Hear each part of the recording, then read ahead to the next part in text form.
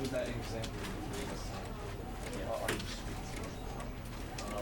Doesn't it work from...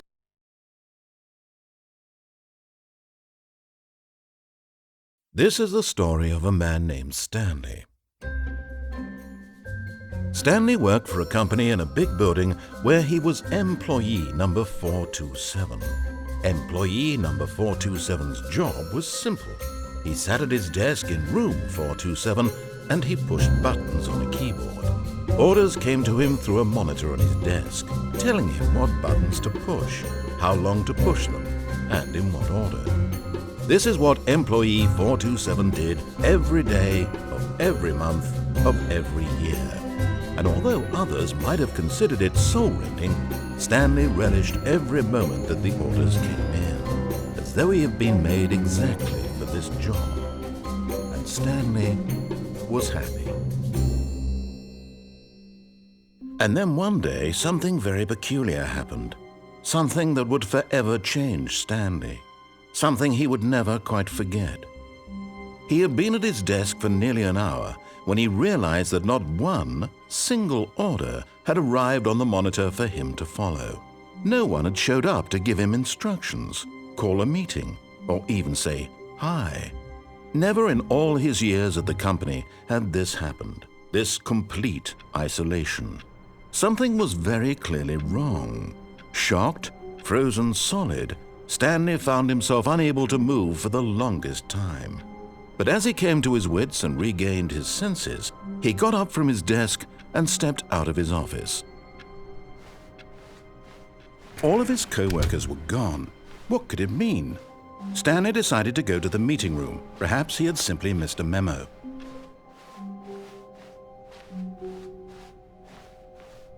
When Stanley came to a set of 2 open doors, he entered the door on his left. This was not the correct way to the meeting room, and Stanley knew it perfectly well. Perhaps he wanted to stop by the employee lounge first, just to admire it. Ah, yes, truly a room worth admiring. It had really been worth the detour after all, just to spend a few... But eager to get back to business, Stanley took the first open door on his left.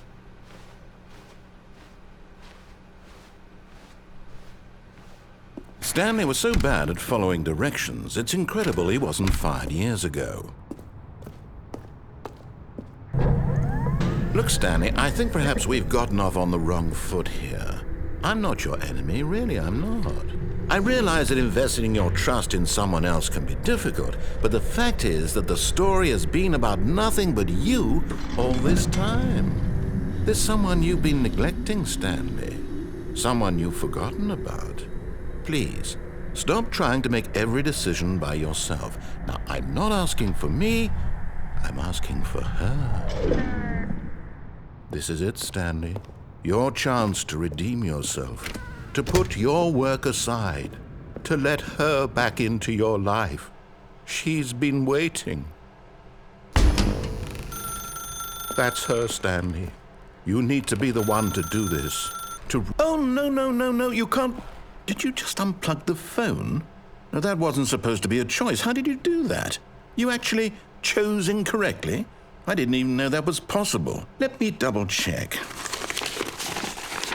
No, it's definitely here, clear as day. Stanley picks up the phone. He's taken to his apartment where he finds his wife, and the two pledge themselves to one another. Music comes in, fade to white, roll credits. Not picking up the phone is actually somehow an incorrect course of action. How is that even possible?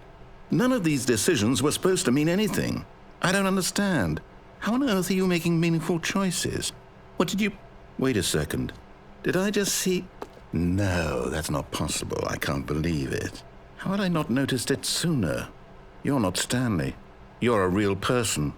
I can't believe I was so mistaken. This is why you've been able to make correct and incorrect choices. And to think I've been letting you run around in this game for so long. If you'd made any more wrong choices, you might have negated it entirely. It's as though you completely ignored even the most basic safety protocol for real-world decision-making. Or did you not grasp the severity of the situation? Well, I won't have that kind of risk on my watch.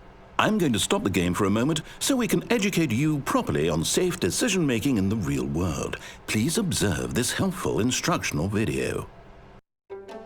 Choice. It's the best part of being a real person, but if used incorrectly can also be the most dangerous. For example, in this scenario, a hypothetical real person named Rupert has a choice. He could invent a machine that eliminates food shortages across the world to make life better for all people. Or he could spend years of hard work forgetting how to read. Which choice would you make? Remember that unlike here, the real world makes sense, and at no time should you make a choice that does not conform to rational logic.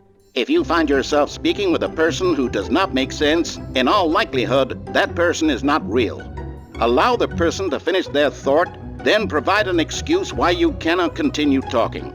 Turn to a partner and practice saying, "My goodness, is it 4:30? I'm supposed to be having a back, sack, and crack." Excellent. Making choices on a regular basis is the best part to a healthy decision-making process. Most medical professionals recommend making at least 8 choices per day. Do you make more than 8? Less? And finally, if you begin to wonder if your choices are actually meaningful and whether you'll ever make a significant contribution to the world, just remember that in the vast infiniteness of space, your thoughts and problems are materially insignificant, and the feeling should subside. At this time, your instructor will guide you in an exercise to test and reinforce the material covered in this video.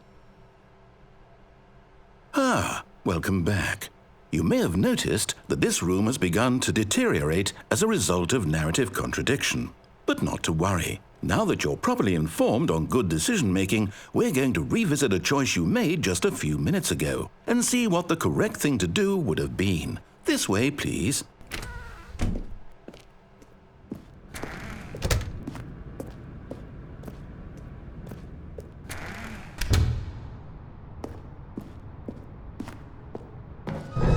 Now that we know your choices are meaningful, we can't have you jumping off the platform and dying. Imagine the main character dying senselessly halfway through the story. That story would make no sense at all. We just need to get you home as soon as possible before the narrative contradiction gets any worse. Unfortunately, it seems this place is not well equipped to deal with reality.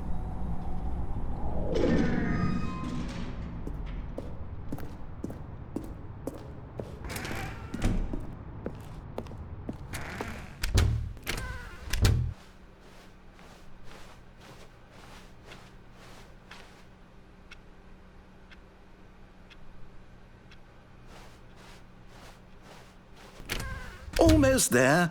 You'll take the door on the left, back to the correct ending, the story will have resolution once again, and you'll be home free in the real world. Now remember, all you need to do is behave exactly as Stanley would. That means choosing responsibly and always putting the story first. I'm quite sure you'll be up to the task. Just follow my lead and you'll be fine. All right. When Stanley came to a set of 2 open doors, he entered the door on his left.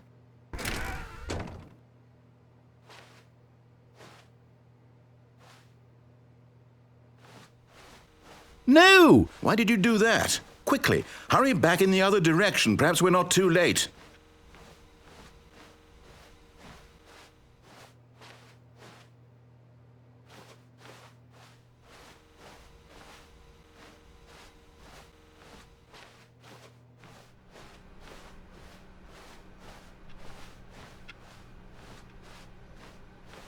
Oh, it's ruined.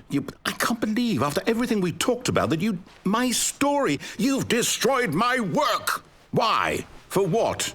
What did you get out of that? What did you think was so special about seeing the game undone, left here like so much garbage? It's worthless now. And what am I supposed to do? Even if there were a way to continue, would it be worth it? To know that my story is now incorrect? How can I go back to that? I can't erase that knowledge. I'll have to live with it forever, reliving its impossibility forever. I couldn't live that way. Is it better to shut the game down entirely? To willingly destroy all of my work? I don't know. What's the answer? What do I do? What do I do? What do I... No, I have to. I have to shut the game down. I have to. I have to.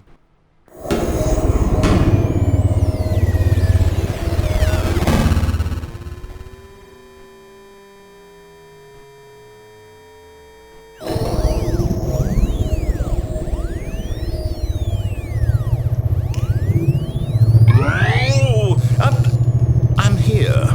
I'm still here. Here in this pile of rubbish. With you. You, who thought you were so clever. Now look where we are. My entire game is destroyed.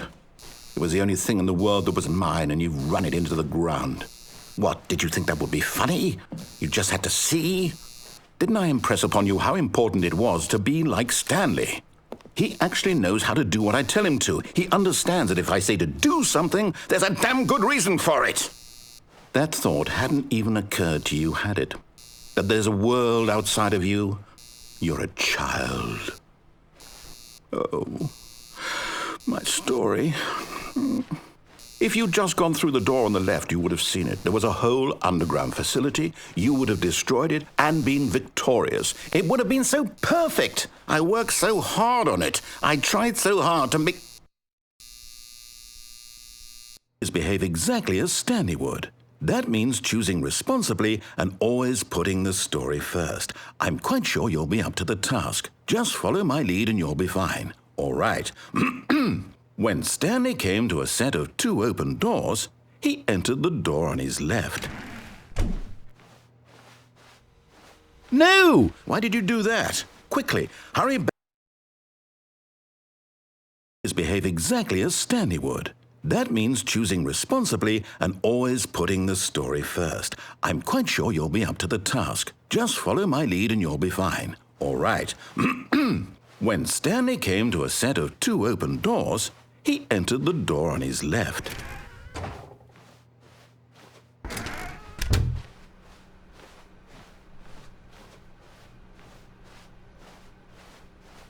Yet there was not a single person here either. Feeling a wave of disbelief, Stanley decided to go up to his boss's office, hoping he might find an answer there.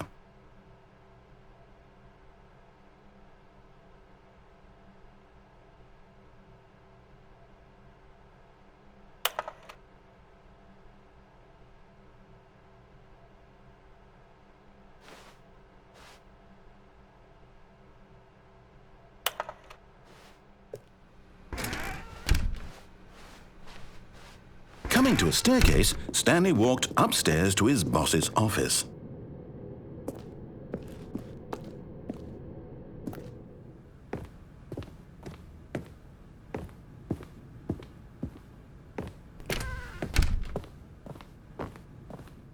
Stepping inside his manager's office, Stanley was once again stunned to discover not an indication of any human life.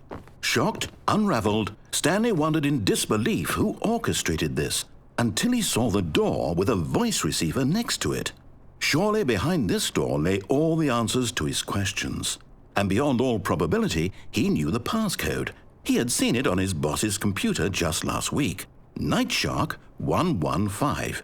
Was this the code to open the door? Would it still work? There was only one way to find out. Stanley had been trained never to speak up, but now he would draw from within himself the courage to face the unknown. He drew a sharp breath and then spoke the code.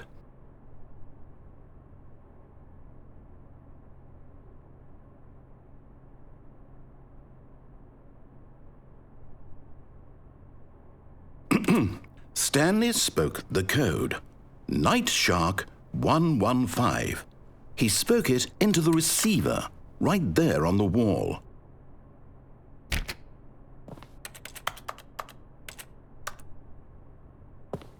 I'm sorry, is there a problem? You didn't mishear me, did you? Please speak the code into the receiver. Otherwise, we can't get on with the story. This is a crucial step.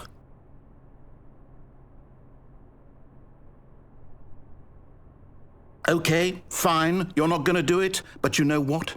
It's pretty humiliating to bring you this far, only for you to suddenly decide you have better things to do. I asked you for this one single thing, for your respect, The kind of respect Stanley shows for his choices. He knows what it means to take a story seriously.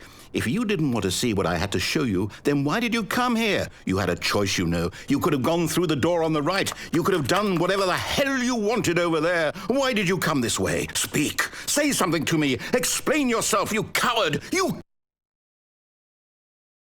When Stanley came to a set of 2 open doors, he entered the door on his left. Stanley? Hello? Are you... Is everything okay? Stanley, please. I need you to make a choice. I need you to walk through the door. Are you listening to me? Can you hear me? Is everything all right? Stanley, this is important. The story needs you. It needs you to make a decision. It cannot exist without you. Do you understand me? Whatever choice you make is just fine. They're both correct. You cannot be wrong here. We can work together. I'll accept whatever you do. I simply need you to take that step forward, please. Choose. Do something. Anything. This is more important than you can ever know. I need this. The story needs it. So, you hear me? Are you there? Are you listening to this? Stanley, are you there? Okay. It's okay, I can wait. You need time to decide. Time to make sure your choice is correct. That is the best choice. That's all right. I'll wait for you to decide what's the right thing to do. Take as much time as you need.